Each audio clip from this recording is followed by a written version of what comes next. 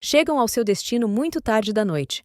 O duque abre a carruagem e diz que a Sua Alteza pode sair, e ela pede ajuda para sair da carruagem.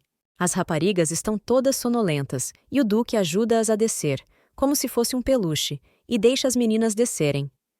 Clary pensa que ele é obviamente inexperiente com crianças, é muito desajeitado. Mas, de repente, vê à sua frente algo incrível. Um palácio de dimensões incríveis, onde se acendem lanternas brilhantes que iluminam tudo à volta. O mordomo e os criados em fila para cumprimentar o senhor. Claire vê a mãe a caminhar entre todos estes criados. Claire vê que ela fazia parte deste mundo e vê-a pela primeira vez como ela realmente é. O duque leva Claire nos braços para o palácio. Ele pergunta à Sua Alteza se ela gosta de estar aqui. Mas ela diz que só um tolo não gostaria. O único problema é o próprio duque. Ele suspira e diz que é uma propriedade antiga, mas que fica feliz em agradar o gosto de Sua Majestade. As portas do velho palácio abrem-se diante deles. A mulher não gosta que o duque a trate por um título, pois há muito que perdeu o direito ao trono. Mas ele diz que ela continua a ser neta de Rizou III, o sobrinho do atual imperador, pelo que continua a ser membro da família real. Ela nunca será desqualificada para o trono. Entram e Charlotte pede para falarem sobre o assunto quando deitarem as meninas. Quando já entraram, o duque choca a mãe dela ao dizer que pediu para o seu nome ser retirado da lista de fundadores para lhe pedir desculpa. Ela vira-se para o duque e pergunta-lhe se ele está louco. Ela não lhe pediu para o fazer, mas o duque diz que a decisão é dele. Quando estão à entrada do castelo, a mãe vê que Claire ainda está acordada. Claire diz à mãe para lhe prometer que não vai dizer nada. Claire sempre se perguntou por que é que era diferente das outras crianças, especialmente de Eziel, apesar de serem gêmeos. A rapariga demonstra a sua magia enquanto está nos braços do duque. Levanta o vento usando poderes mágicos. Nunca contou o facto à mãe. Dizia que era uma criança estranha desde o início. Não queria que a mãe sofresse mais por causa dela.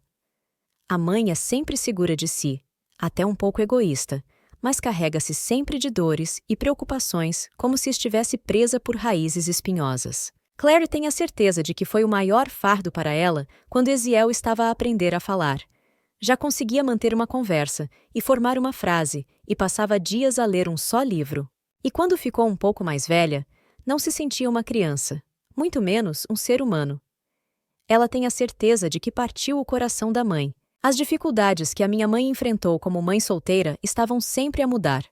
Provavelmente não eram nada comparadas com criar uma criança sem emoções. A ama disse que a incomoda o facto de a criança não ter emoções. Ela diz que a mãe conhece um templo que tem sempre um lugar para pessoas como ela. Talvez seja melhor mandá-la para esse templo. A mãe expulsa a mulher de casa. Claire vê o que aconteceu e pergunta à mãe por que é que ela está zangada com a ama, pois chora todos os dias por causa dela. Mas, de repente, Eziel aparece e pega na mão de Claire. Diz que são como a noite e o dia, que deviam partilhar as preocupações uma da outra. Naquele momento, a família une-se e abraça-se. O seu amor mudou pouco a pouco a Claire sem emoções. Graças a eles, Claire aprendeu a ter empatia, competências sociais e emoções. Já derramou muitas lágrimas por ela. Diz à mãe que não gosta quando ela está triste ou preocupada. Mas agora tem a certeza de que a mãe tem algo a dizer de que se vai arrepender. Claire quer perguntar à mãe algo em que anda a pensar há algum tempo. Por isso a mãe pede-lhe que espere até deitar o Eziel, e depois podem falar. Quando Sua Alteza se foi embora, Claire ficou sozinha com o duque. Tinha se esquecido dele, de forma muito estranha. Nos livros de Claire Lick parece que neste mundo existe Ostriol, o juiz do céu e das leis da justiça. As regras estabelecidas pelo seu Deus serão implementadas tanto na terra como no céu. Cita a Escritura, os Ostrioles são semideuses que são chamados a salvar a humanidade. São partículas de Deus que entraram no seu mundo. Cada um dos três nasce com um poder único e continuam no nosso mundo mesmo depois da paz e tranquilidade da terra. Eles são um reflexo do amor dos deuses pela humanidade. Mas todos os Ostrioles vivos que as pessoas veem agora são diferentes dos descritos nas Escrituras. A família está à mesa, e a mãe pergunta a Claire se ela vai comer, mas Claire diz que pode comer amanhã com Eziel. A mãe diz a Claire que tem a certeza de que ela está bem. Sim, ela e o Eziel são diferentes. Mas isso é perfeitamente normal. Eles apenas nasceram diferentes. O Eziel é apenas um miúdo normal. Claire, Neste momento, acha que a mãe se parece muito com Eziel. Há muito tempo que não a vê. Ela tem um olhar assim no rosto. Claire pergunta abertamente à mãe se ela é Austriol. Claire é parecida com Eziel e com a mãe, mas é parecida com o pai, que é Austriol. Os seus poderes são diferentes da magia normal ou dos poderes divinos. O pai diz que aposta que a Claire sempre teve dificuldade em ligar-se emocionalmente às pessoas. Diz também que o mais importante são as suas capacidades. Ela é diferente dos outros. Os Austrioles são um pouco diferentes da forma como são descritos nas escrituras, facto que ela deve ter em mente. Claire vê que, quando o pai lhe conta a verdade, a mãe não fica muito contente. Aparentemente, algo está prestes a acontecer. O pai continua e diz que os Australs estão a passar por algo complicado que não está escrito nas escrituras, mas Claire não faz ideia do que o pai está a falar. Archel pergunta se Charlotte não contou a Claire que Tara sabia que ela podia ser Austriol. A mãe está muito triste. Houve um demônio que seduziu todos os Austriols e os levou diretamente para a morte. Eles foram os primeiros da sua espécie a humanizar um Austriol. É o nome do seu primeiro semideus. A escritura diz que os Tars foram criados para seduzir os Austriols. Quando os Tars seduziram com sucesso todos os Austriols foram despojados de todos os seus poderes e foram envoltos num corpo imortal. Nunca mais puseram os pés no céu, pergunta Claire. E o que é que a mãe poderia pensar disso? Mas ela fica corada e reage de forma muito estranha. A rapariga pergunta ao pai por que é que a mãe está a reagir assim. O pai diz a Charlotte para lhe dizer que ela é Tara. Claire, ao ver a reação da mãe, parece perceber que a mãe ainda não está preparada para falar sobre isso. Mas ela vê a cara do pai, que reage muito bem ao comportamento da mãe, cora um pouco, o que torna o seu sorriso mais adorável. Vê que a filha está a olhar para ele e volta a sua atenção para ela. Sorrindo e satisfeita com ela, Claire apercebe-se do que os Tars estão a fazer aos Australs. Os Australs são invulgares e pouco sociáveis. Não têm sentimentos por outras pessoas, mas os Tars despertam emoções neles, abalando a sua própria essência. Os Austriols também podem sentir amor por uma filha que nunca viram antes. É isso que os Tars fazem com os Austriols. Se o amor afeta tanto o Austriol, por que é que para ele encontrar Tara é uma calamidade? É uma tempestade que despedaça a perfeição impecável. Tal talvez possa vir da adorável Claire. O pai diz que, na descrição dos Tars, eles não gostam muito deles. Afinal, os Tars são mortais pelos quais os Austriols se podem apaixonar. O pai diz que Claire não deve se preocupar. Ela tem uma chance de conhecer sua Tara. Para cada Austriol, há uma Tara para cada Austriol. Ela terá um vasto leque de escolhas durante a sua vida, mas saberá que é a dela. Quando ela o conhece, sabe que está a olhar para os olhos que guardam todo o seu mundo, com o pai a olhar para ela com amor. A mãe diz que não importa se a rapariga encontra o seu taru ou não. Ela é esperta e vai descobrir tudo sozinha. Ela sabe que não se deve preocupar. A mamãe estava grávida quando fugiu do Duque. Imaginemos que a Claire conhece o seu Tara, está perdidamente apaixonada e ele não. Ela prefere um rapaz que não conhece bem. E se o amor não for recíproco e ela não conseguir suportar a dor do seu desgosto, a Claire não compreende como é que eles podem falar sobre isso tão facilmente. Mas o pai diz que é melhor tolerar o ódio de Tara só para a ter por perto, porque é impossível viver sem ela. Claro que ele estará numa ligeira obsessão, mas Claire acha que esta formulação não é apropriada, porque o pai mostra claramente uma grande dependência da mãe. A mãe diz que o pai é louco. Como é que ele pode dizer isso a um miúdo e deixá-lo ter cuidado com a boca? Mas o meu pai contra-argumenta e diz que ela tem razão. Bem, então que ela seja um exemplo daquilo que ensina. A minha mãe tenta acalmar a Claire e diz-lhe que ela tem uma filha muito, muito bonita e que a Tara dela vai amá-la com um amor sem limites, para não encontrar uma pessoa que não possa gostar dela. Nesta altura, o meu pai entra na conversa e diz que a minha mãe pode não acreditar, mas há sempre pessoas assim. A Claire parece compreender por que é que a mãe fugiu. Pega na filha ao colo e exige que o pai peça desculpa. O Duque levanta-se e pede desculpa. Depois leva-os para os seus aposentos e deseja-lhes uma boa noite. Mas então Charlotte aproxima-se do homem e agarra-o pelo pescoço. Diz-lhe apenas uma vez e deixa-o ouvi-la com atenção. Ela pensava que o odiava e não gostava nada dele, tal como todos os que o rodeavam. Também odiava toda a gente do templo. Mas o que mais a irritava era a frequência com que ele a vinha ver, embora acabasse sempre em discussão. Mas depois de ter fugido e de ter tomado conta das crianças, teve tempo para pensar. O facto é que ela não o odiava de todo, mas é ele que está sempre a correr em seu auxílio e a zelar pela sua segurança. Nesta altura, o pai diz que não a compreende. Ela diz que ninguém acreditava que ela era uma tara, exceto ele. Ela é apenas uma mulher mortal que está sempre a discutir com ele, e à sua frente, ele é o poderoso Ostreol. Ela odiava aqueles que se riam dela, mas não conseguia admitir que era uma tara, e por isso agia assim.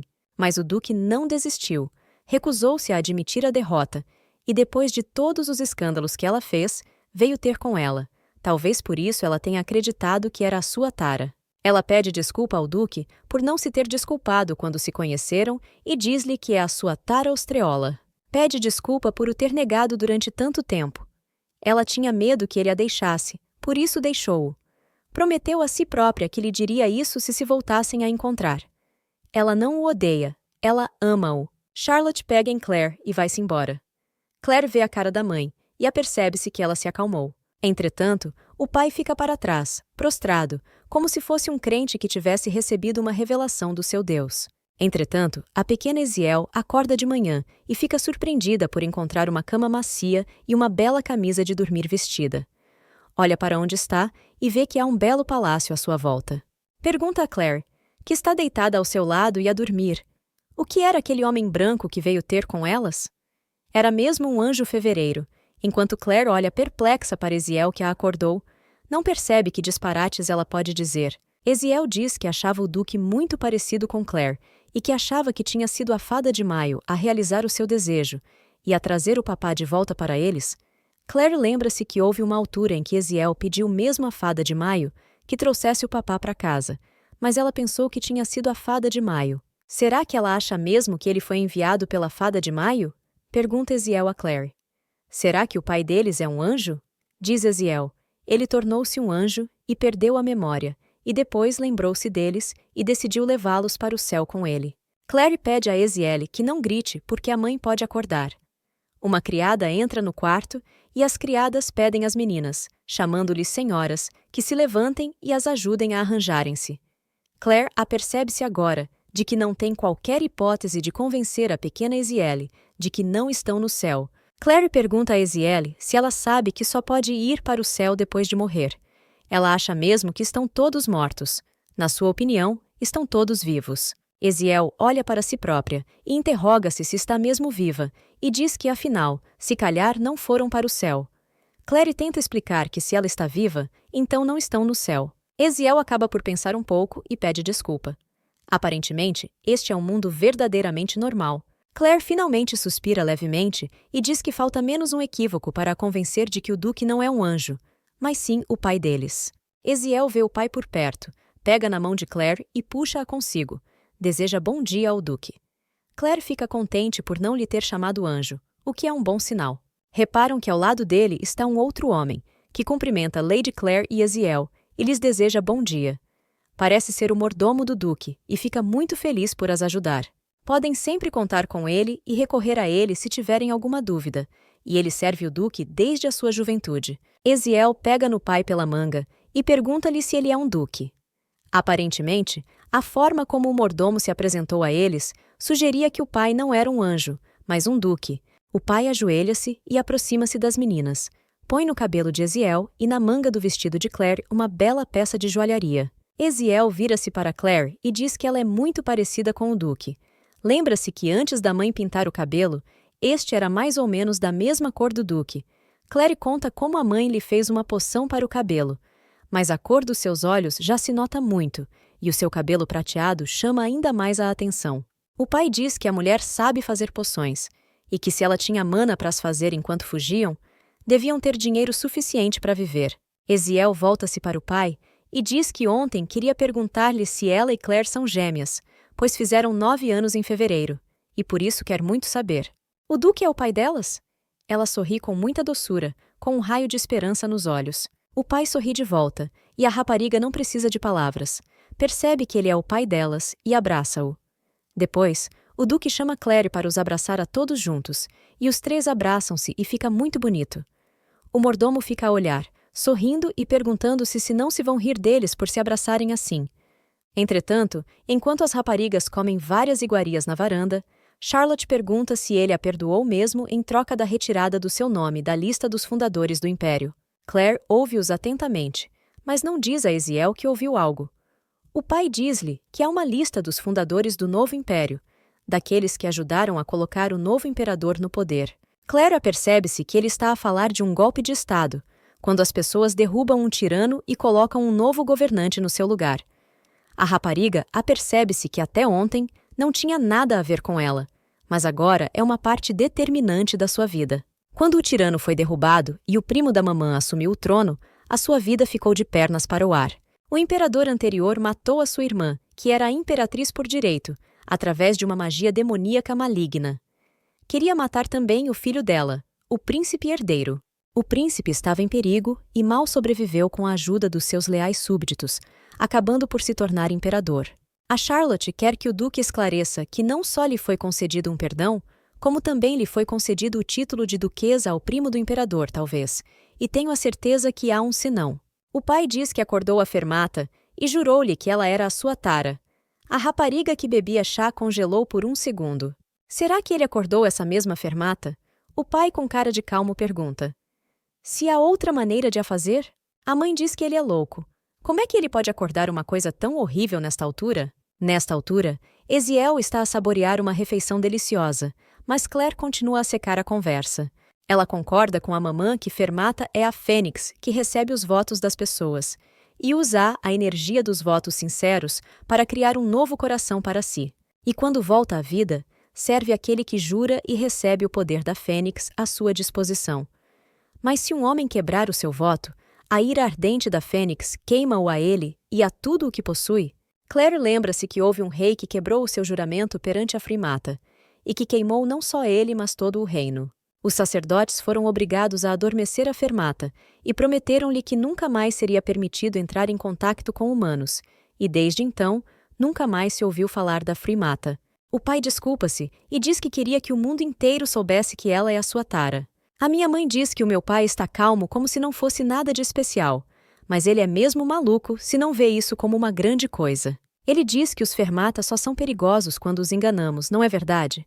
Por isso, eles são perfeitamente seguros. O juramento dele é a verdade inalterável, e por isso, ele não tem nada a temer. A mãe dele diz que é por isso que acha que ele é maluco. Ele sabe porque é que ninguém acreditava que ela era a sua tara. Ela e o pai lançaram-lhe um feitiço. Ela praticou magia toda a sua vida e ainda não sabe que foi um feitiço. Entretanto, lá fora, Eziel oferece a Claire uma prova de doces. Ela já está cheia, mas tudo parece tão bom que quer que Claire coma alguma coisa e lhe diga a que sabe. Nesse momento, no edifício, a mãe pergunta-se qual foi o feitiço que aplicou e o pai pede-lhe para não ter medo. O pai diz que este feitiço faz com que Ostreol sirva o seu imperador para toda a vida. Entretanto, Claire experimenta a guloseima oferecida e diz-me que tem um sabor cremoso com doce de limão e com acidez de citrinos. Eziel diz que parece muito bom. Continua uma conversa séria em casa.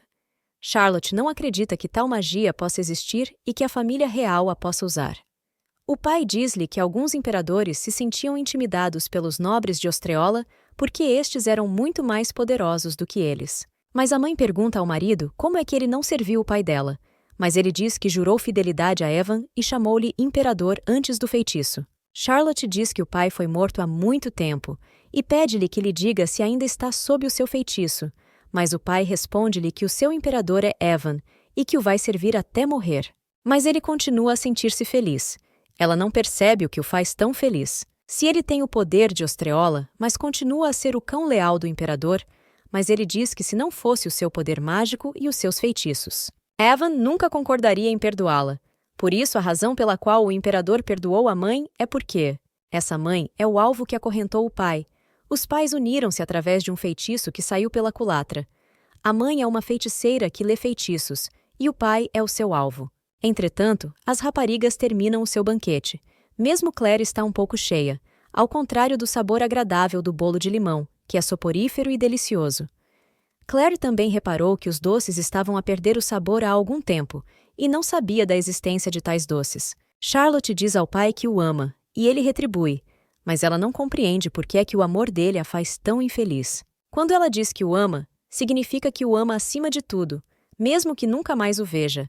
Ela quer que ele seja feliz, só não quer que ela se meta no caminho dele. Ela não tem direito a isso? O pai pergunta desde quando é que ela começou a pensar noutras pessoas. Ele diz que se lembra do dia do casamento, quando ela se tentou matar, e disse que tinha perdido acidentalmente a capacidade de fazer magia e que já não a podia recuperar, e isso não é tudo. Ele disse-lhe pela 5ª vez que ela era a sua tara. Mas depois, ela ameaçou enforcar-se se ele voltasse a dizer isso. Quando ele diz que a ama, significa que ama tudo, até mesmo o egoísmo e a depressão dela. Ele diz que se Charlotte o ama verdadeiramente, pede-lhe que o trate como ele a trata, pois ama-a com todos os seus defeitos e arrogância. Claire apercebe-se que o pai quer que eles voltem à vida que lhes pertence por direito. E a mãe não quer voltar porque o ama. Não quer que eles vivam juntos naquele ninho de cobras. Ela não compreende que tipo de amor é este, e como é que os adultos se podem permitir tal coisa. A Charlotte pergunta onde estão as raparigas. O Duque diz que provavelmente foram dar um passeio e que devem estar no jardim. O pai vai à janela e vê-as a divertirem-se. Nesse momento, Claire levanta um vento mágico e diverte Eziel. Ele vê esta bela imagem e sorri para si próprio, e a sua mulher aparece atrás dele. E dá-lhe a triste notícia de que amanhã vão para o campo. Ela vai mudar-se para um sítio onde ele nunca mais a encontrará. Está grata pelo que ele fez por ela. Mas ele devia voltar a pôr o seu nome na lista dos fundadores. Duke diz que Evan abrirá uma exceção para ela. Ele pergunta-lhe se é realmente a melhor coisa que ela pode fazer por ele. Ela diz que ele vai gostar. É realmente a melhor coisa que ela pode fazer. E as crianças que crescem sem pai? O Duque não consegue entender isso. Pior, a mãe deles é uma grande pecadora. Ela pode protegê-los fisicamente, mas não pode protegê-los do mal moral. Para convencer o mundo de que ela era a sua tara, ele fez um juramento de Fermaté. É uma ironia muito amarga. Ele conseguiu convencer toda a gente, mas não a ela. A mulher não tem argumentos para responder. Duke diz que está farto de lutas e de separações. Não quer que isto acabe? Ela pede-lhe desculpa, mas ele diz que isso soa muito arrogante e que é melhor não o fazer. Ele sabe que ela não tem pena nenhuma dele. Ele diz que ela provavelmente pensa que lhe está a fazer um favor, por isso ele até pode aceitar a pena dela. Ela costumava estar com ele por pena. Ela diz que ele não tem o direito de dizer isso. Ele não se lembra de como ela estava magoada e envergonhada? Com os olhos assustadores de uma raiva fria, o homem olha para ela e diz que, se ela tivesse mesmo vergonha, não agiria como agora. Ela diz que não sabe como viver com ele durante tantos anos. Ele diz-lhe que finalmente está lá para ela. Ela só quer fugir do pior pecado da sua vida, e não a deixa encobrir as raparigas. Ela quer fugir do incômodo da verdade, porque se sente envergonhada por o amar e tem medo de pensar no que o seu falecido pai poderá pensar dela. Ela sente-se envergonhada. Admite que ele sabe tudo. Pergunta-lhe se ele a compreende melhor do que ela própria. O senhor sorri e diz que ela e as raparigas devem ir para a capital e viver com ele, mas ela responde que não é boa ideia. São descendentes de um tirano e, naturalmente, o imperador quer mantê-las sob controle. O pai diz que, quando chegarem, quer colocar os filhos oficialmente na linhagem da família. Não sabe se deve pedir, mas quando pediu ao imperador que a perdoasse e lhe devolvesse o título, ele diz que não havia razão para a destituir do título. Se ela fosse despromovida e se tornasse uma plebeia, os seus filhos não teriam direito a herdar os bens e o título dele. Ele fará tudo o que estiver ao seu alcance para a proteger, a ela e as suas filhas, de todo o mal. Se ela não acreditar nele, ele pode jurar pela Fermata. Ela diz que não se atreva a pensar mais nisso. Ele pede, e com um apelo na sua voz para que ela volte finalmente para ele. Ela diz que quer ter algum tempo para pensar no assunto. O Duque responde que ela pode ficar o tempo que quiser. Mas Charlotte diz-lhe que, se ele quer tornar-se uma família com elas, tem de ser mais delicado.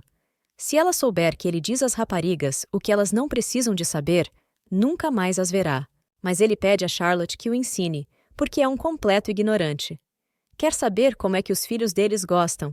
Claire ouviu a conversa deles, as palavras por detrás da paixão e da dor. Tanta dor nas palavras do pai. Parece impossível que ele esteja a tentar escondê-la, mas as suas intenções são óbvias. Eziel pergunta a Claire onde estão a mamãe e o papá, e ela aponta o dedo para a janela do tribunal ducal. E diz que ainda estão a falar. Eziel pergunta se Claire os consegue ouvir daqui. Na sala, a conversa prossegue, e Charlotte diz-nos que Eziel é uma criança curiosa, bastante normal. Adora um vestido bonito, doces, livros de contos de fadas e outras coisas que não lhe são difíceis de fazer feliz. Bem, a Claire é um caso diferente. Adora os livros, mas não os que lhe dão conhecimentos. O pai pergunta-lhe em que área, ao que a mãe responde que isso não lhe interessa. O mais importante é que ela se interessa por tudo o que não conhece. Quando vão passear, Eziel gosta de flores, e Claire interessa-se sempre pelo céu e pelas nuvens. Claire pensa que, na altura, achava que estava a fazer um bom trabalho ao fazer-se de parva à frente da mãe. Eziel pergunta de que estão os pais a falar agora. Claire diz que estão a falar sobre o quanto os amam. Eziel diz que também gosta muito de Claire. Ela diz muito breve e claramente que agradece a Eziel pelo que disse. Mas a rapariga pega-lhe na mão e diz que tens de responder que também gostas muito dela. Se ela inventar desculpas, nunca dirá o que lhe vai no coração. Eziel diz que gosta muito de Claire e está muito feliz por ela ser sua gêmea. Por isso vão ficar bem, e Claire vai ficar bem porque sabe como ela é no fundo. Pede a Claire que lhe prometa apenas uma coisa quando se apaixonar por alguém, que se lembre de que ninguém a pode conhecer melhor do que ela própria, que a deixe prometer-lhe. O que é que ela vai dizer em resposta às palavras de amor deste homem? Diz Claire com um rosto que não mudou durante a conversa, que ele lhe promete. Ao mesmo tempo, os pais aparecem e perguntam se os miúdos se estão a divertir, e Eziel começa a contar como foi o passeio. Nesta altura, Claire pensa que o Duque seria provavelmente um ótimo pai para Eziel. Ela observa-os a interagir, e apercebe-se de que são o casal certo um para o outro. Ele ouve atentamente a rapariga que lhe conta tudo o que se passa na sua vida. Claire espera que ele seja um bom pai para ela também. Estão a caminhar juntos como uma família, de mãos dadas. A família está muito gira. Depois, a história continua no palácio, após algum tempo de ligação à família. Recebem vestidos, brinquedos, livros infantis, joias brilhantes. Recebem presentes todos os dias, o que já está a ficar fora de controlo. O Duque transformou a maior sala da propriedade numa sala de jogos para as raparigas, que até se sentem desconfortáveis com o tamanho da sala e têm apenas 9 anos de idade. E o que é ainda mais espantoso é que a sua generosidade não se estende apenas a presentes, mas também a tempo passado a brincar com elas durante todo o dia. Claro que ele deu tempo à mamã para pensar, e a Claire tem a certeza de que o Duque tem coisas mais importantes para fazer do que ver o Eziel a fazer desenhos durante toda a semana. O Duque mostrou-lhes que está pronto para assumir o papel de pai. Mas não é ela que aceita de repente um homem que acaba de aparecer na sua vida, ao contrário de Eziel, que o aceitou de imediato. Eziel chama papá ao Duque com uma facilidade ingênua, mas Claire ainda não pode fazer isso. O Duque tem sido muito paciente com ela. Não ficou desiludido. Mesmo que ela ainda não tenha coragem de o chamar de pai, ele não impôs as suas conversas, deixando-a habituar-se gradualmente a ele. Claire parece pensar que estar com Eziel e Claire faz o Duque muito feliz, estranhamente, mas ele olha para ela com amor. Quando Eziel e a mamã a olhavam assim, apenas com os seus olhos de esmeralda, era um amor incondicional. Ela nunca pensou ver a luz desse amor em olhos tão violetas como os dela. O pai pergunta a Claire se ela precisa de alguma coisa. Dá-lhe atenção tanto ao Eziel como a ela. Ela fica um pouco envergonhada quando o Duque fala com ela. Quando o Duque viu o livro que ela estava a ler, trouxe-lhe mais livros. E quando viu que o Eziel estava entusiasmado com a boneca nova, comprou mais bonecas no dia seguinte. Para o bem delas, ele faria tudo o que fosse preciso, pois só recentemente se tinham visto pela primeira vez, mas era como se quisesse compensar a sua ausência das suas vidas e dar-lhes tudo o que as suas almas desejavam, uma mensagem que lhes transmitia através do seu trabalho. Uma semana depois, ela veio chamar o pai para uma chávena de chá. Ela deve ter se decidido. Diz que o Duque se tornou muito amigo das raparigas. O pai diz que já aprendeu melhor, mas ainda há muito que gostaria de saber sobre elas. A mãe diz-lhe, para não ser modesto, que ele não esteve longe delas toda a semana e que deve ter muito em que pensar. Diz que os negócios podem esperar e, ao mesmo tempo, perguntam-lhe como é que ela está aqui. Diz ela, que aqui as suas filhas estão mais felizes, parecem florescer ainda mais ao cuidado do pai. Olhando também para o marido, a quem ama muito, apercebe-se de que está pronta a dizê-lo. Concorda em regressar com ele à capital, mas apenas com uma condição. Diz ao duque que só ficará 1 ano. Ele não percebe por que exatamente 1 ano. Ela responde que será o suficiente para pedir perdão e desculpar-se. Diz que Arshel não foi o único a quem fez mal. Quando se encontrar com todas as pessoas, pedir-lhes perdão, mas elas não tendem a perdoar. Mas arrepende-se do que lhes fez. No momento em que a mulher se arrepende, o marido diz que compreende o desejo de pedir desculpa. A única coisa que ele não compreende é de quem é que ela espera um pedido de desculpas. Ela deve lembrar-se de alguns nomes: o pontífice e o seu cardeal Sinsky. A senhora diz que vai pedir desculpa e que vão ver se a perdoam. O marido diz que se ainda lhes resta alguma honra, não se atreveriam a mostrá-la, mas ela tem sido tão pouco escrupulosa para com algumas pessoas. Ela diz que vai passar este ano a encontrar-se com todas as pessoas que magoou e a pedir desculpa. E se alguém já tiver morrido, ela pedirá desculpa à família. Não quer apenas deixar de se sentir culpada, está verdadeiramente arrependida. Ela também lhe fez muito mal. Só lhe pede que tome conta das raparigas e as ensine a ser como o pai e não como a mãe, e, no entanto, acha que não tem o direito de regressar ao palácio. Arshel fez tanto para que ela fosse perdoada, ele é apenas uma das suas vítimas.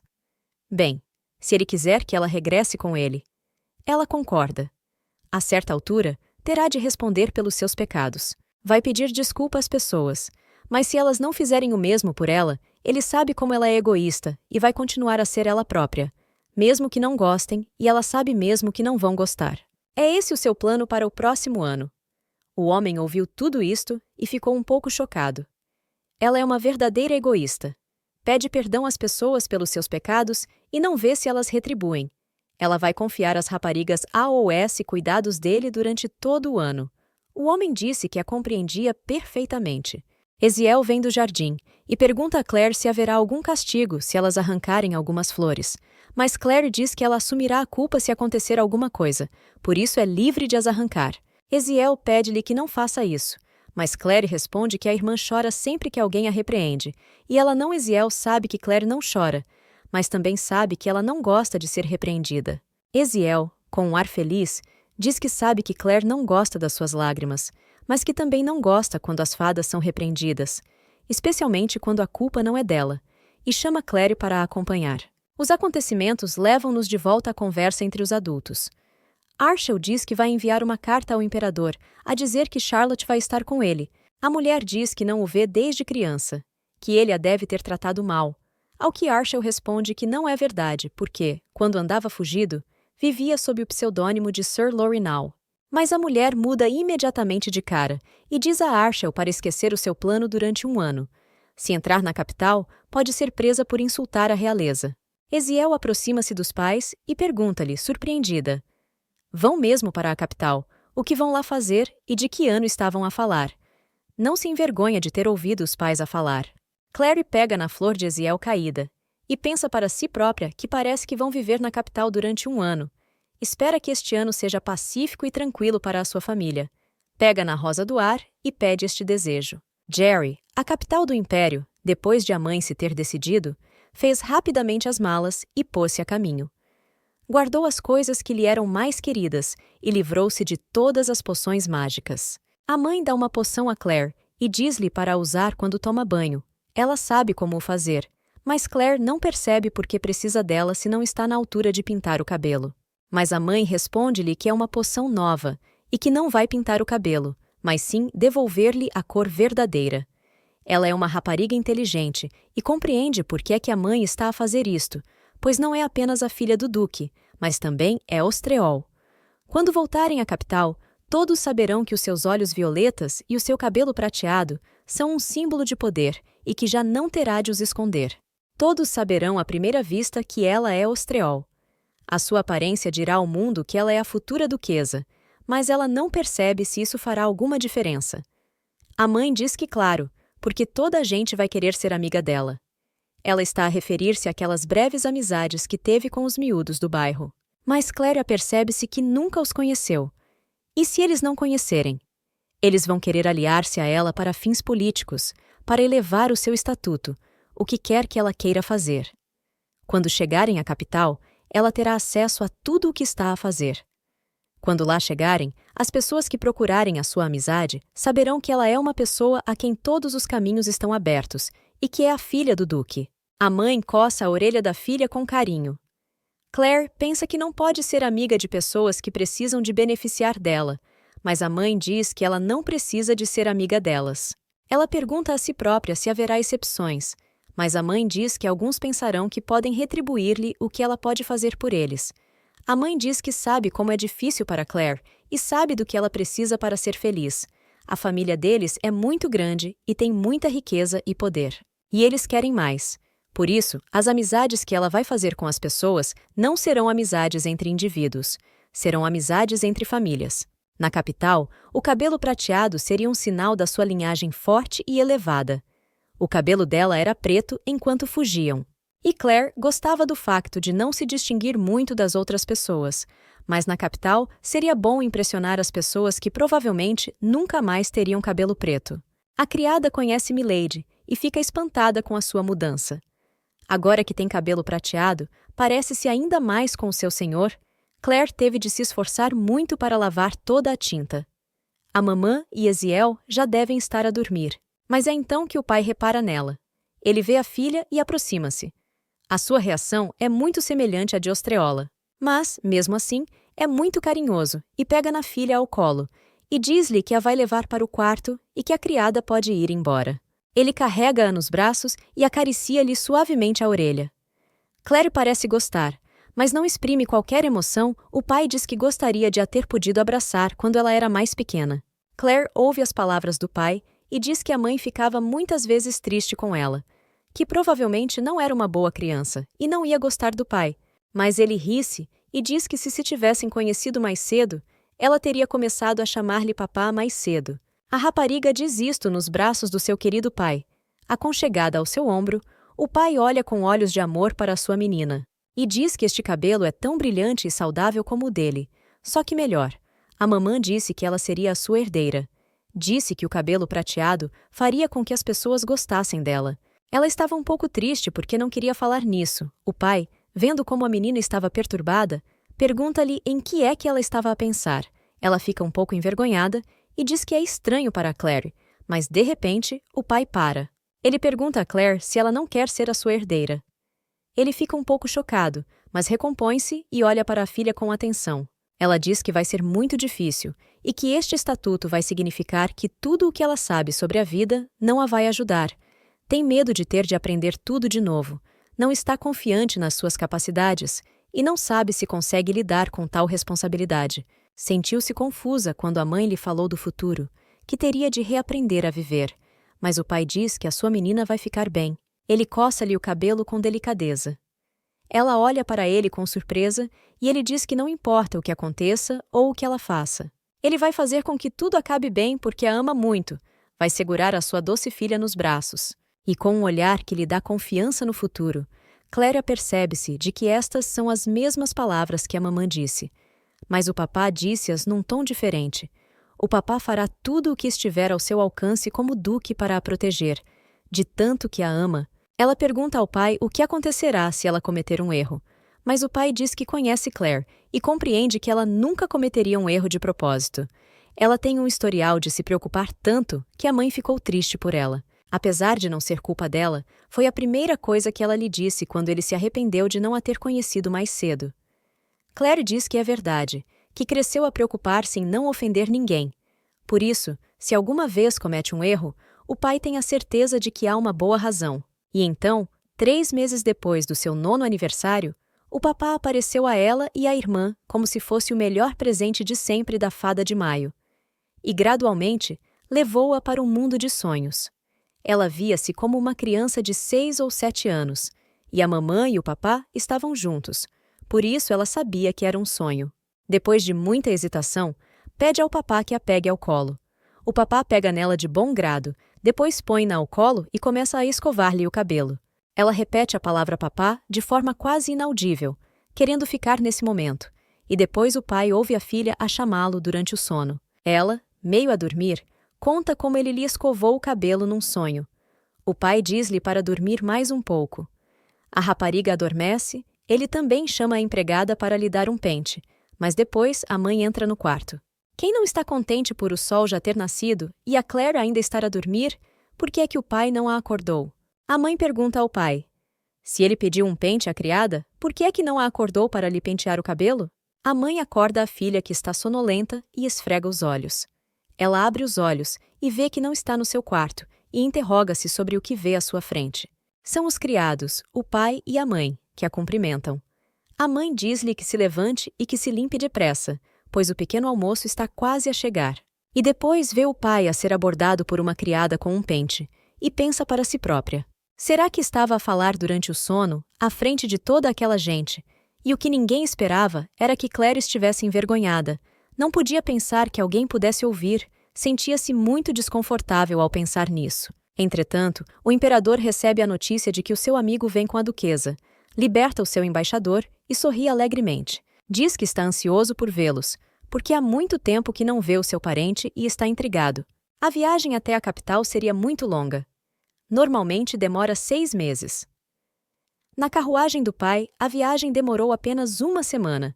O pai, enquanto escova o cabelo da filha, diz que se usar o portal mágico, podem descansar todos os dias e chegar à capital numa semana. Diz a Claire e a Eziel para virem ter com ele mais tarde, e ele verá cuidadosamente se são alérgicos ao portal. A mãe diz que os portais são normalmente dispositivos com magia de teletransporte que têm as suas próprias características, pelo que a decisão de utilizar este tipo de magia foi reconsiderada, pois concentram uma grande carga de magia e cada pessoa tem o seu próprio limite de resistência mágica.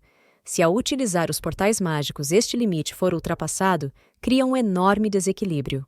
E por isso, o problema de saúde diz que o portal mágico funciona através do poder da magia. Algumas pessoas não suportam tanta magia e isso pode ser muito doloroso. O pai acha que a descrição que a mãe faz do portão mágico é muito complicada, mas a mãe acha que as filhas sabem o básico da magia. Ao fim de 3 dias, chegaram à cidade de Crystal, onde tiveram de atravessar um portal. Felizmente, ela e Eziel passaram pelo portal mágico sem qualquer problema. Todos os empregados da estação de teletransporte saíram para conhecer o pai. Isso só veio confirmar o seu poder para Claire.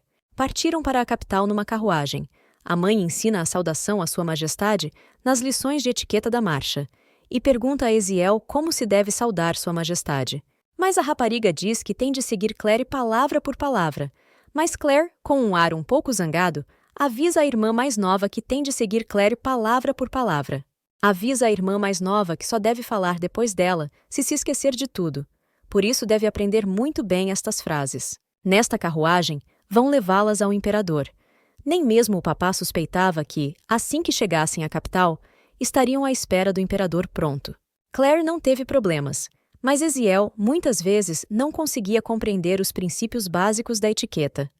O pai tenta tranquilizar a mãe para que não tenha medo. Pega nela pelos ombros e diz que se Evan quisesse que fossem formais, não as teria chamado para fora do caminho. Mas a mãe diz que compreende isso. Mas, mesmo assim, tem um mau pressentimento que não a deixa descansar. Ela diz que ele sabe o que ela fez ao imperador quando ele se fez passar por um dos seus cavaleiros. Claire pergunta-se como era a vida da mãe antes de fugir do palácio. Ficaria muito interessada em ouvir a história, mas infelizmente os seus pais nunca falaram sobre isso. De repente, num instante, Eziel pega na mão de Claire, que não estava à espera de nada, e diz à mamã que não se preocupe. Claire lembra-se de tudo, e ela repete o que diz a Claire e vão para o Palácio Real. Claire diz a Eziel para repetir depois dela, mas tem de aprender a saudação sem ela. No momento em que Claire está a tentar ensinar a irmã mais nova as palavras a dizer quando cumprimenta o imperador. E os pais abraçam-se um pouco e divertem-se com o barulho que os seus não-filhos estão a fazer. Claire diz a Eziel para olhar para o chão durante a saudação, mas a rapariga não compreende a razão pela qual o deve fazer.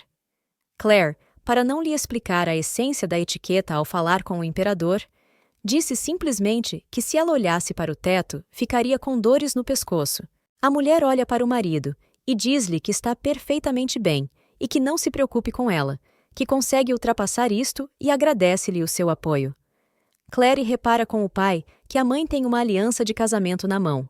A rapariga vê o pai a sorrir, mas nesse sorriso há também uma ponta de derrota, como se ele se lembrasse de que tinha finalmente trazido a mãe para a capital, para o abismo mais baixo. Ela não podia fingir que não tinha reparado em nada. Pareciam estar no paraíso dos vencidos. O palácio real de Gerim brilhava com esplendor, mas ela não conseguia admirá-lo. Os esforços da mãe para memorizar a etiqueta real foram inúteis. Em vez da sala do trono, o imperador recebeu-as num ambiente descontraído. Não parecia de todo um imperador. Parecia ser de uma família rica, de uma família aristocrática forte, mas não um senhor que tem nas mãos metade da terra. A mãe faz uma vénia ao imperador, numa tentativa de mostrar o seu respeito. Claire apercebe-se de que o imperador e o seu pai são muito próximos. Os seus modos são-lhe familiares, e a sua aparência é semelhante, como se já a tivesse visto algures. A mamã cumprimenta o imperador e ele pergunta-lhe. Mas, em contrapartida, o imperador parece rir-se dela, dizendo que ela se esqueceu de mencionar o seu título no discurso. É como uma criança que se diverte com toda a família, pensa Claire. O pai diz que já chega para Sua Majestade e apresenta ao imperador as suas filhas, a mais velha Claire, que se parece com ele, e a mais nova Eziel, que é sua gêmea. É um prazer conhecer as crianças. Ele volta a sua atenção para Claire, que também vê que ele está interessado nela. Ela não teve outra escolha, senão cumprimentar o honorável imperador e prometer servi-lo fielmente. Ela disse que gostaria de ter a sua bênção como a sua mãe lhe tinha ensinado. Claire está assustada porque o imperador ainda não perdoou oficialmente a sua mãe.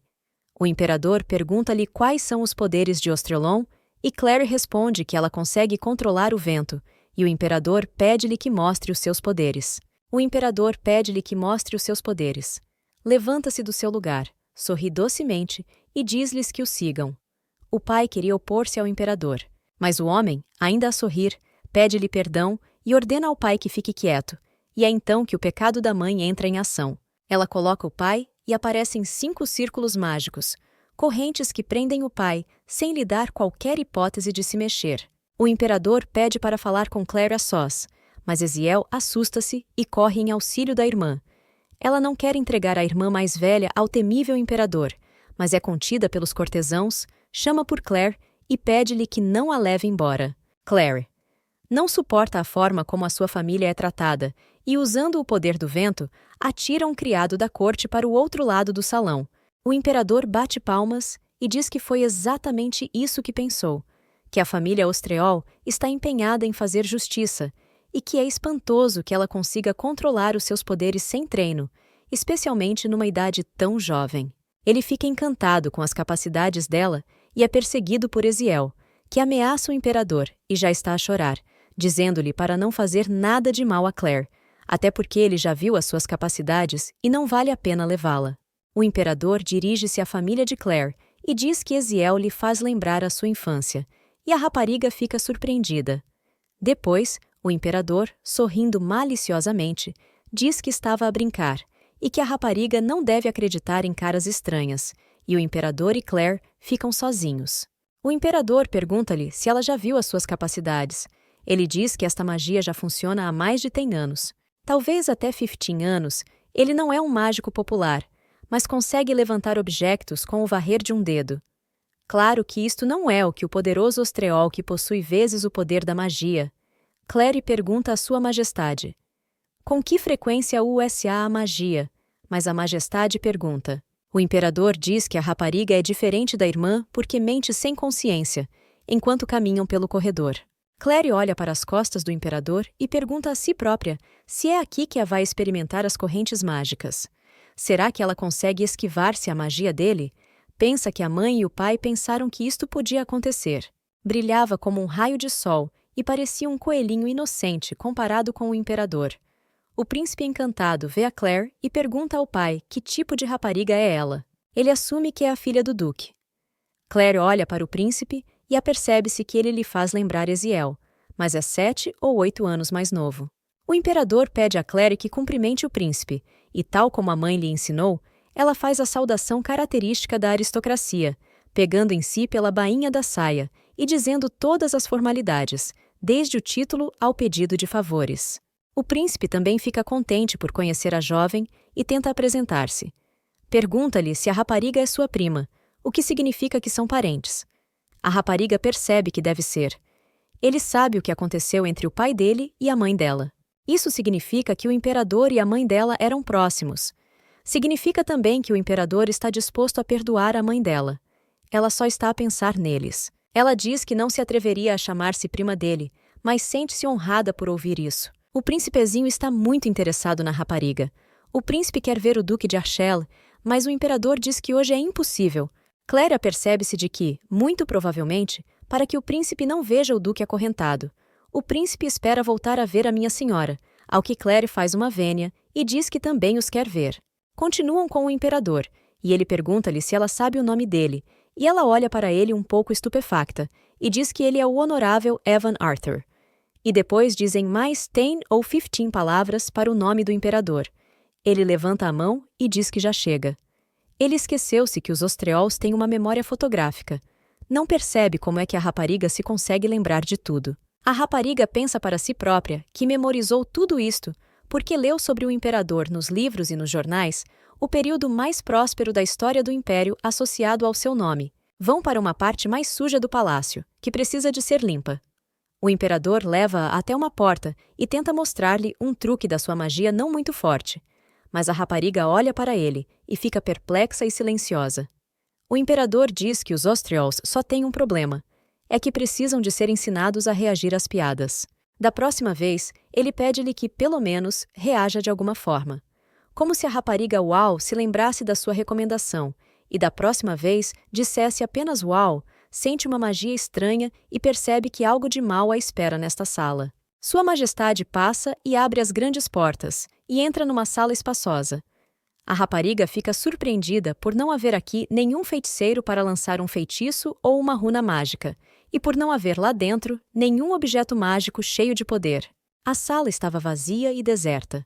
Ela pensou que ele estava a tentar lançar-lhe um feitiço, mas agora já não tem a certeza, e sente-se envergonhada por ter insultado o imperador sem motivo. O imperador pede a Claire que ouça a sua bela história e diz-lhe que, quando esta terminar, Claire estará no centro desta sala. Mas ela duvida que a história seja assim tão interessante, e, no entanto, fica à espera na porta da frente. O imperador começa a história e diz que há muito tempo atrás viveu uma poderosa maga, cujas capacidades eram tão grandes que ela foi escolhida para liderar a Torre Mágica aos 18 anos. Ele pergunta a Claire porque tem a certeza de que ela compreende o significado do que ele acabou de dizer. A rapariga percebe que, à medida que as pessoas envelhecem, acumulam magia, mas o imperador diz que ela era um verdadeiro gênio. O seu mentor apercebeu-se de que não tinha mais nada para ensinar a sua aluna, e deu-lhe um manto de feiticeiro. Era um velho muito sábio que ocupava um lugar de destaque entre os feiticeiros, e que agora cedeu esse lugar à sua aluna. Quando ela assumiu uma tarefa que mais ninguém se atrevia a fazer, começou a criar poções mágicas, e em breve, toda a gente queria deitar-lhes a mão naquele momento. Claire começa a suspeitar de alguma coisa. O seu rosto muda de expressão e dá alguns passos em frente. O imperador continua a narrar, e diz que esta jovem feiticeira teve sorte em tudo, exceto numa coisa. Tinha um pai que estava disposto a tudo pelo poder e pela riqueza. Uma pessoa capaz de criar poções mágicas tinha um pai muito ganancioso. O imperador não conhece ninguém assim. Quem não faria isso? Mas o pai não suportava a filha, enlouqueceu com o que a filha lhe contava por toda a cidade e acabou por enlouquecer mesmo. A rapariga começa a entrar no salão e começa a sentir de novo aquelas sensações desagradáveis, mas não consegue ficar ali a ouvi-lo falar. O imperador continua a contar a história, e com um sorriso, virando-se para a rapariga, diz que a feiticeira odiava o seu pai. Claro que ninguém no seu perfeito juízo faria isso. Ela queria cortar todos os laços com o pai Claire. Nesse momento, pensa para si própria que a pessoa que está disposta a cortar todos os laços com as pessoas que lhe são mais próximas, mas sem entrar numa discussão, é claramente a pessoa que ela conhece. O imperador continua a dizer que o pai concordou em retirar a filha da árvore genealógica em troca. Pediu que ela transferisse o seu poder mágico para ele. Ninguém sabe quanta magia este feiticeiro queria. A Claire já não consegue respirar. Nesta sala, o imperador pergunta a Claire, para alguém a quem nunca faltou a magia, quanta magia pensa ter transmitido ao pai, enquanto ele olha de soslaio para a rapariga, que responde que, se esta é uma oportunidade para se libertar da sua sombra, iria muito mais longe. O imperador diz o nome Charlotte, que deu ao seu pai magia suficiente para matar a sua mãe. Claro que Charlotte não fazia ideia que o pai estava a planear um golpe de estado. Além disso, a Charlotte tinha uma boa relação com a sua falecida tia e prima desaparecida. Ela soube o que o pai tinha feito. Foi a correr para o palácio. Foi uma discussão feia. O imperador disse a Claire para pensar no assunto. Ela podia ser um gênio, mas já tinha passado a maior parte da sua magia ao pai. A perda era dela. A Charlotte esteve presa durante cerca de 3 ou 4 anos. Ele não sabe exatamente quanto tempo, uma vez que ele próprio esteve em fuga.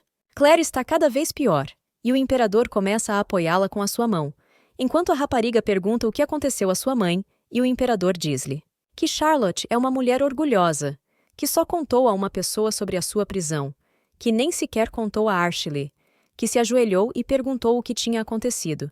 Mas o imperador diz que se pode facilmente presumir que ela era uma escrava, uma vez que continuava a aprender uma quantidade infinita de magia com o seu tio. Ele usava a magia de Charlotte para torturar os seus inimigos e gostava de levar tudo o que queria. O imperador pergunta se não é horrível e pede à rapariga que aguente e que ele acabará em breve. Claire já se sente mal o suficiente. Não compreende se é Ostreol e está a sofrer tanto. Claire apercebe-se que esta dor de pressão e desconforto só pode ser sentida por Ostreol. O imperador olha para a rapariga e diz que ela está a aprender depressa e pede-lhe para olhar para cima. A rapariga vê um pictograma assustador por cima dela que emite sombras púrpuras e que paira sobre toda a sala. Ela sabe, a um nível instintivo, que esta magia faria qualquer Ostreol ajoelhar-se e chorar, ou mesmo ladrar como um cão, mas apercebe-se com horror do lugar onde se encontra e do que a pode esperar se este poder for usado contra ela. Foi a magia que ligou o Ostreol ao imperador.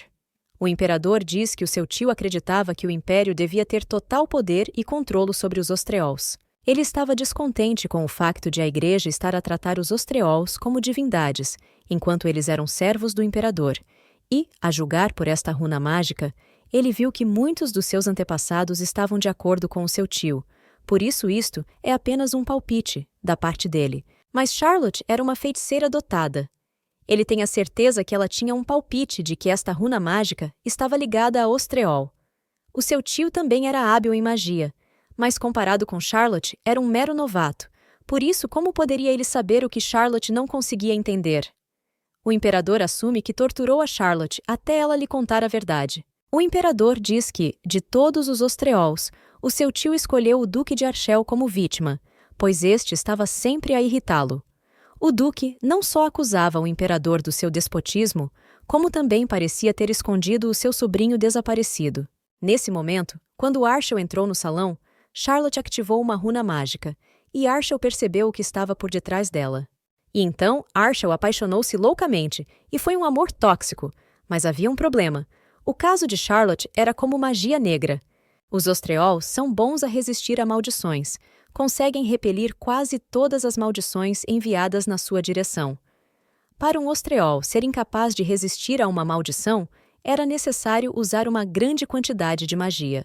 Claire apercebe-se de que, para um mago experiente, é um verdadeiro castigo perder o seu poder.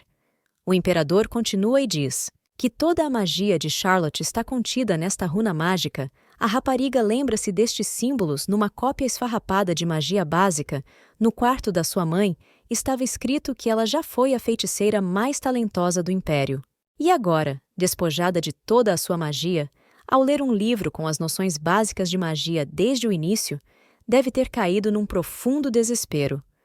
O imperador olha para a rapariga e diz que tem a certeza de que ela pode imaginar o que aconteceu a seguir.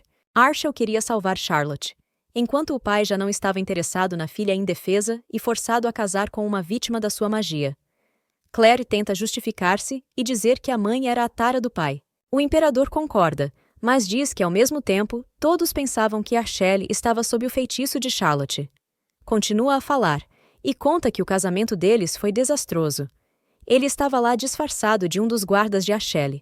A noiva atirou a aliança ao pai, gritando que ele próprio devia casar com o noivo. A rapariga cai sem forças.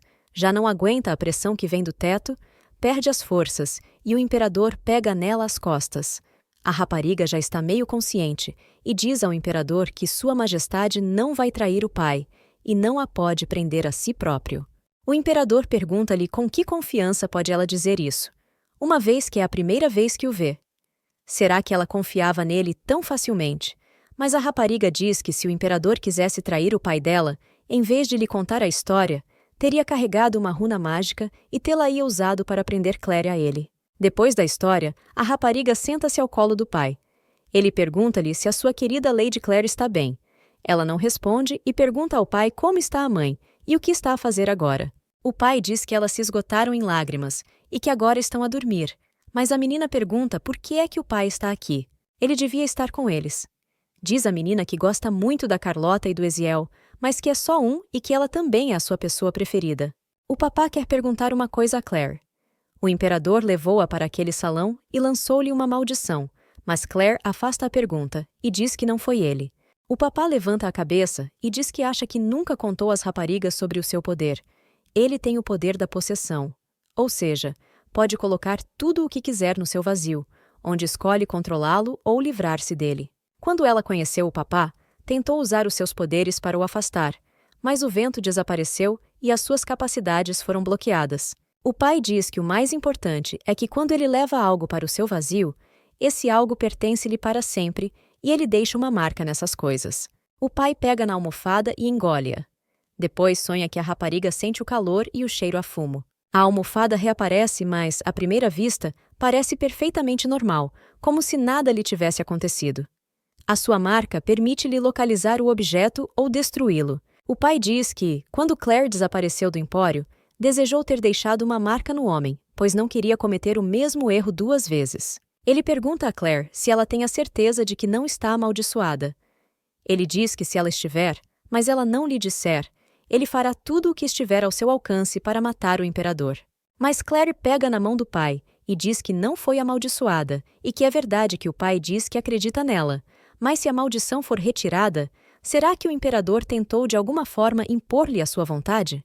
Mas a rapariga diz que acha que o imperador aprecia muito a sua amizade com o pai dela e que também contou uma história que ela precisava de ouvir e que os pais teriam tido dificuldade em ter essa conversa.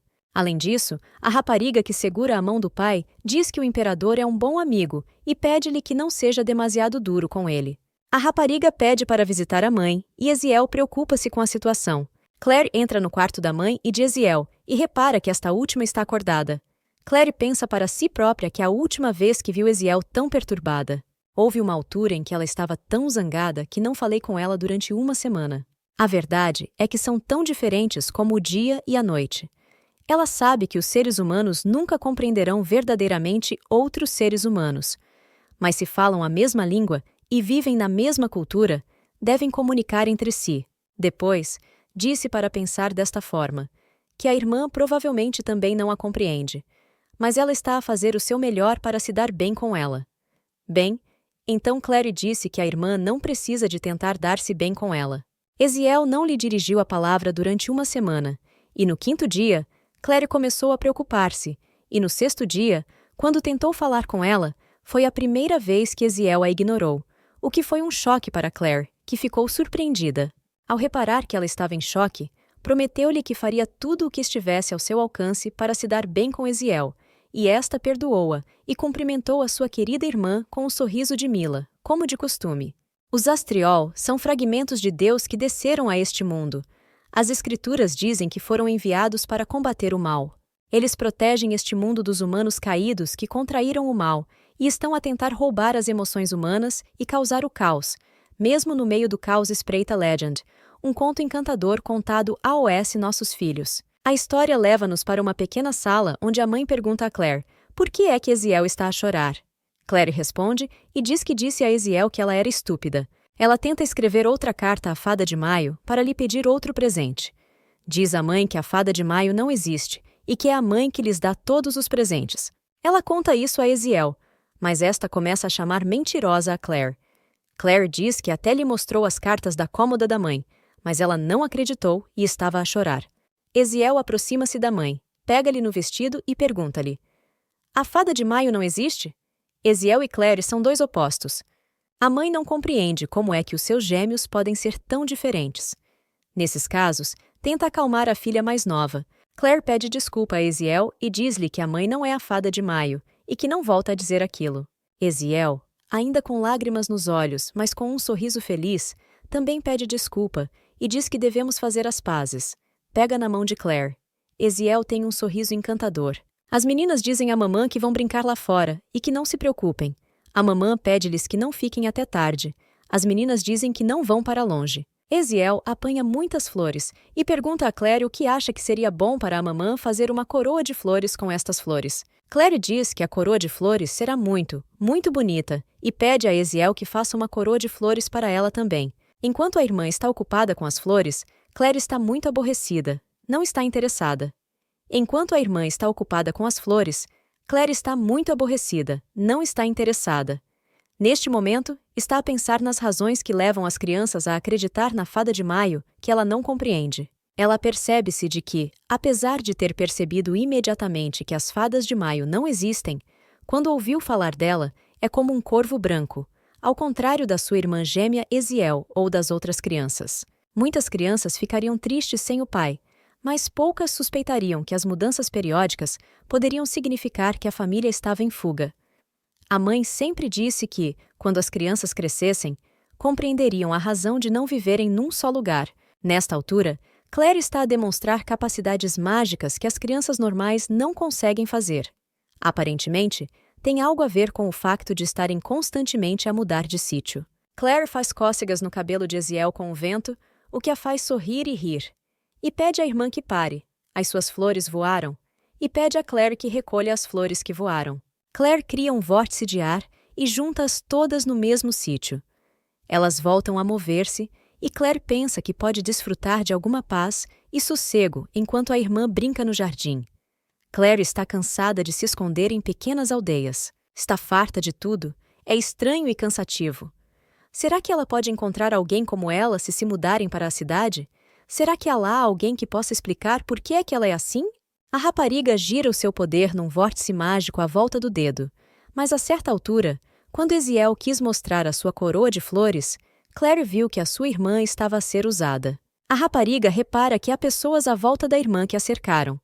A rapariga tem medo dessas pessoas, uma das quais é um homem de cabelo branco e olhos cor-de-rosa. Ele olha para Claire de forma depreciativa. Ela não consegue deixar as coisas em paz e usar o seu poder. A sua magia irrompe das suas mãos, mas o vento desaparece subitamente. Ela olha para cima e vê um jovem bonito ao seu lado. Ela olha e apercebe-se que os olhos dele são muito parecidos com os seus olhos, que têm tons semelhantes, exatamente as mesmas características faciais, algo que faz lembrar ela própria. A sua pele pálida e imaculada era como a neve intocada. Este era o Duque de Ciola, um homem apelidado de herói na sua história. Ela estudou-o de todos os ângulos, e são exatamente iguais. A única diferença é que ela é uma menina, e ele um homem adulto. Claro que fisicamente são diferentes, mas mesmo assim a semelhança é visível a olho nu. Claire esconde a irmã atrás das costas e ameaça os atacantes para que não se aproximem mais. Diz o Duque Arshel. O Duque Arshel diz que sabe os nomes delas e que são gêmeas. Elas dizem que ele tem razão, mas por que a pergunta? Eziel vê o sorriso do Duque e fica impressionada com a sua beleza. Claire lembra-se que, na longa tradição do Império, um pai dá o seu nome a uma filha que não se parece com ele, enquanto uma filha que é uma cópia exata do pai recebe o nome da mãe, e o nome Eziel é uma das variações do nome Arshel. Enquanto as raparigas tentavam perceber o que se passava, foram abordadas por uma mãe entusiasmada que parecia surpreendida com o belo cavalheiro que a tratava pelo nome de Charlotte. O homem diz que não sabia que Charlotte tinha 2 filhas. A mãe diz que as filhas ficarão melhor sem o Duque. Vira-se e diz que seria bom nunca mais ver a cara dele. Ele diz que a partir de agora não será assim tão bom. A mãe pergunta-lhe por que razão o ilustre Duque de Seul veio até aqui, para a incomodar enquanto os pais discutiam. Claire não conseguia imaginar como é que eles tiveram filhos quando a mãe se encontra com o homem e lhe pede para sair. Ele diz que o divórcio está fora de questão, que Sua Alteza escapou à execução. Claire não esperava que a mãe fosse chamada de Alteza. Ela pergunta de que execução o Duque está a falar. O que é que a mãe terá feito de errado? Claire não percebe por que é que o conde está tão perturbado. Neste momento, a mãe está a consolar Eziel, que ficou assustada quando soube da execução e abraça a mãe. Estará ele tão aborrecido por a mulher grávida o ter deixado, e por ela ter começado a discutir com ele desde o momento em que se conheceram, ou estará ele aborrecido por não ter começado a procurá-los mais cedo?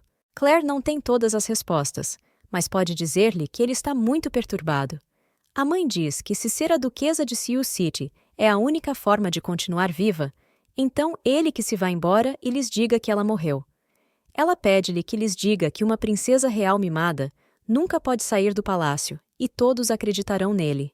Entretanto, a mãe continuará a tomar conta das crianças e a manter-se discreta para viver tranquilamente. Ele vivia bem sem saber que ela tinha filhos, e ela pergunta-lhe se pode continuar. Acontece que o Duque de Argyll é um amigo íntimo do imperador e o ostariol da corte. É uma espécie de juiz de paz ou de juiz que decide a pena de morte. Depois de ter casado com a filha de um antigo imperador, foi fundamental para o derrube do sogro. E isto de fazer com que a mãe fosse filha de um antigo imperador é uma história que ela já tinha ouvido e que não a fazia sentir bem. Agora, as raparigas vão para a carruagem. Eziel está muito entusiasmada, pois nunca tinha visto uma carruagem tão graciosa e bonita. Claire percebe-se de que não tem outra escolha senão ir com o duque, em vão. Queixou-se da vida aborrecida. Aparentemente, este é o seu castigo. Eziel pede à irmã que se despache a entrar na carruagem. Ela pega-lhe na mão e sorri como um raio de sol. Claire pergunta-lhe se ela sabe mesmo para onde vão, porque está muito preocupada. Claire é muito madura para a sua idade, a mamãe está a ver. Mas é abordada pelo duque, que lhe pega na mão. A mamãe interroga-se sobre quem é que a sua filha terá seguido. Claire lembra-se de que a mãe tem o hábito de, quando fica nervosa, começar a esfregar as têmporas sempre que põe o polegar acima da orelha, o que significa que vão mudar de casa em breve. Entretanto, o criado pede às raparigas que entrem na carruagem. Elas entram e avaliam a situação. Claire, de certa forma, não se importa, enquanto Eziel está muito feliz. Mas, infelizmente, não pode entrar imediatamente na carruagem porque há degraus muito altos. O duque aproxima-se das filhas e oferece a sua ajuda às jovens. As raparigas nunca ouviram ninguém chamar-lhe senhora. Olham umas para as outras e não percebem o que se está a passar.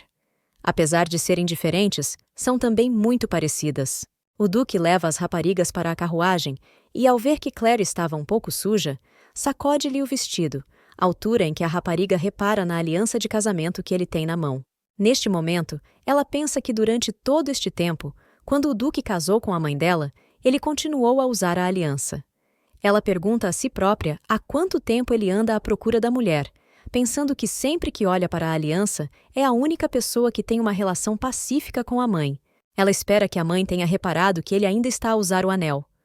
A mãe pergunta ao duque para onde é que ele os vai levar. Ele diz que encontrou um sítio não muito longe daqui, e é interrompido por Eziel, que pede ao duque para esperar.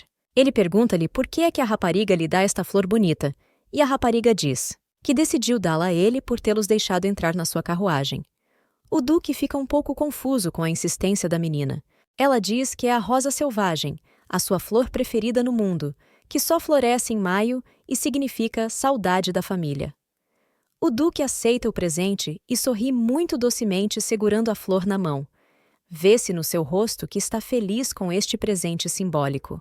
A mamã pede a Eziel que fique quieto, sem conversa fiada. O duque sai da carruagem e fecha a porta atrás de si. Nesse momento, desfruta do perfume da flor que Claire repara. Não parece um mau homem. A rapariga repara que os assentos da carruagem são realmente muito confortáveis. Repara que a mãe se senta como se estivesse no seu próprio lugar, enquanto a mãe pede a Eziel que se sente direito para não se magoar. Claire percebe-se de que não é a primeira vez que viaja numa destas carruagens. A mãe olha para Claire com uma cara triste e vê que ela quer perguntar algo à filha, por isso não hesita e diz-lhe para perguntar. Mas Claire não quer perguntar nada. Isso não significa que ela não tenha perguntas. Ela pode fazê-las facilmente e encontrar a resposta, mas não tem a certeza se a mãe vai dizer a verdade ou não.